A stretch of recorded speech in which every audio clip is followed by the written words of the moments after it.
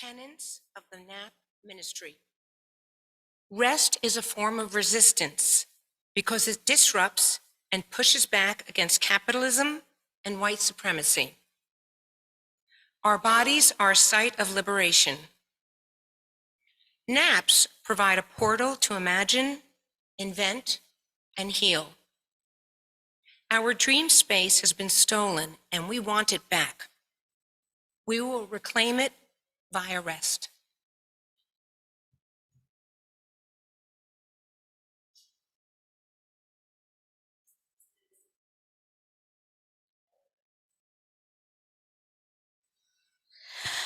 Last week, you might notice a theme here. Last week we talked about thirst. Why it's important to stay hydrated. Well, I have a question for you. Why is sleep important? Why is it important to sleep? Does anyone have any reflections, any answers? Nora, yes. Because sleep is good for you. Yes, Dylan.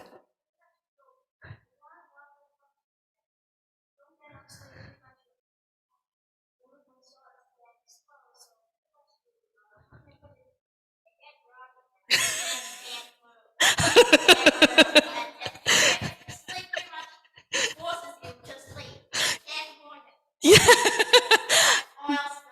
Dylan, that's precious. For those online who might not have heard Dylan, basically it's a bodily function, and if you don't get enough sleep, your body will quite literally slow down, shut down, and force you to sleep because sleep is necessary.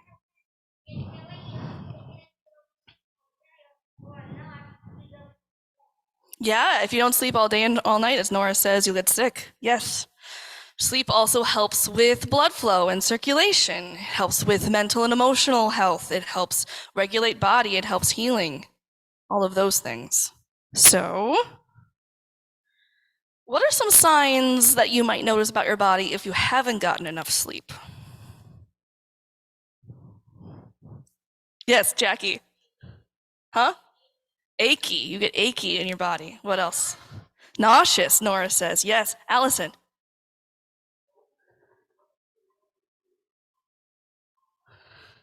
Dopey, you don't kind of know what you're doing, you bump into things. Yeah. Eric. Irritable. Yes. Irritable. Mira.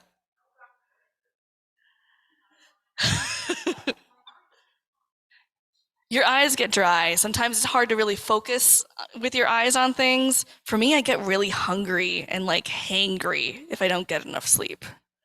Yes, Stuart. You get cold. Yeah. So, what are some ways that you might help yourself get better sleep? Or what are ways to build a good sleep routine? Does anyone know? Go to bed at the same time every night. Yeah, that's a really good one. Susie. Turn off the screens a half an hour before bed. I do not do that on a regular basis, but yes. Hi, Erica. Don't watch the news before you go to bed. Wiser words have never been spoken. Thank you. Yes, Dylan. That's true. Allison.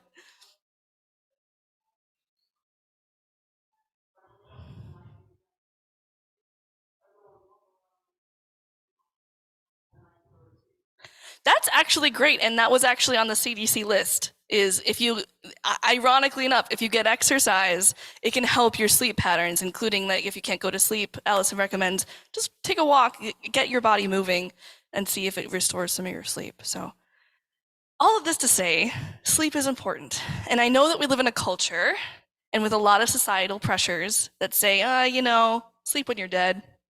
You got to keep up. You got to keep the midnight oil burning. You got to keep working and keep working. And there's a lot of hard work that can happen, but we all need sleep. It is essentially a bodily function, and it's important for us to keep our emotions, our bodies, and our spirits well. May it be so. Amen.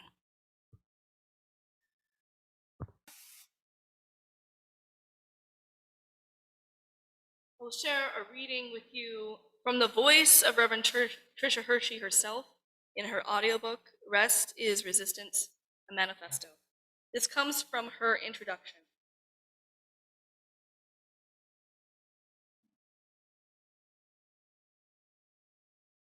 culture.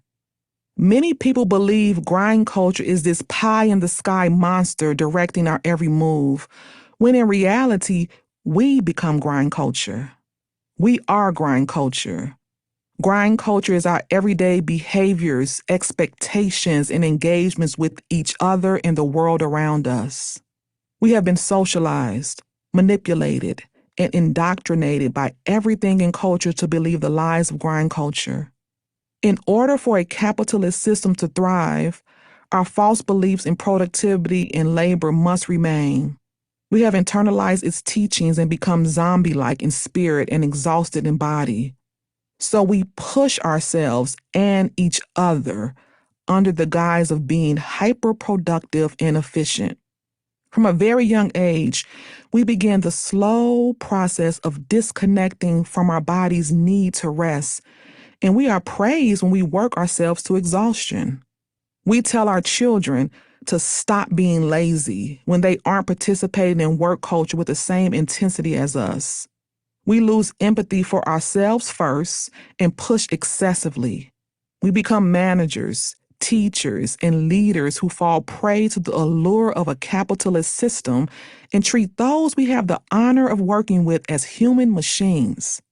We become rigid and impatient when our checklist isn't completed to perfection. We become less human and less secure.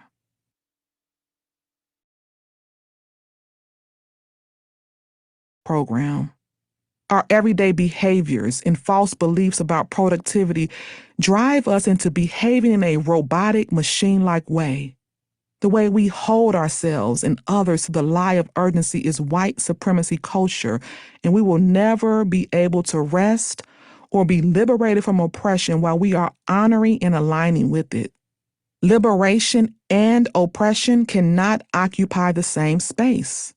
It's not possible. We must go slow and place intention at the forefront of this disruption. This work is not simply a reminder to rest, but a full interruption in turning toward a rested future. This is political work that is unafraid to step into the light of our dark, shared history that is recreating itself through our individualistic and disconnected delusion of what is really happening to us when we don't rest deeply. Our liberation is deeply connected to the portal of healing we can tap into when we rest. Wherever our bodies are, we can find rest, ease, and liberation. Part of our decolonizing resides in deprogramming from our brainwashing about rest as our divine right. We are divine. Our bodies are divine and a site of liberation. Wherever our bodies are, we can find, snatch, and center rest.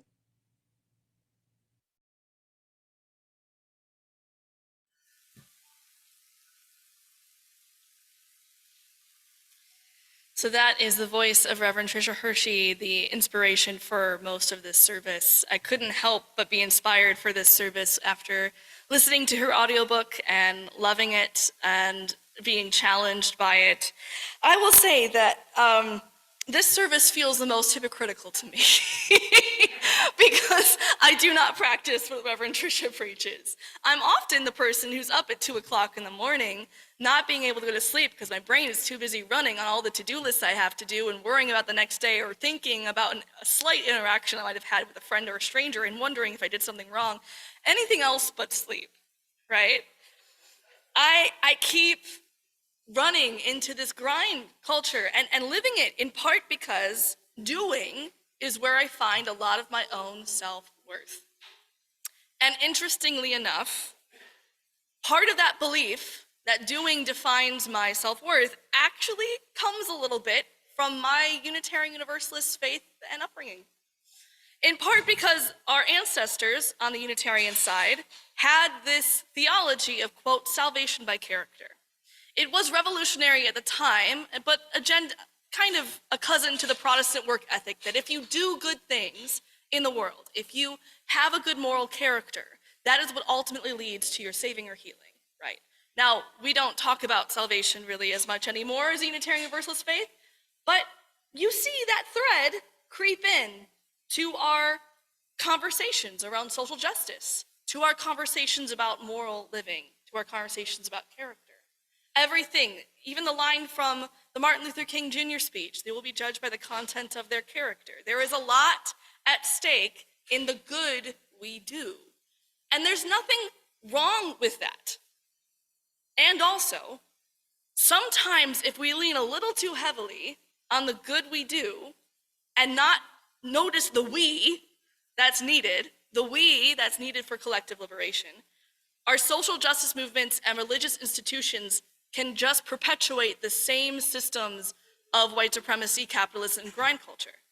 If we don't understand that when the words said, like, people who believe in freedom cannot rest, we take turns resting, because the work is always ongoing. That's not false. But the only way it keeps going is if all of us take a break, if all of us rest deeply. If we think any individual actions are the ones that have to tirelessly keep going and keep pushing, that's not going to create space for liberation.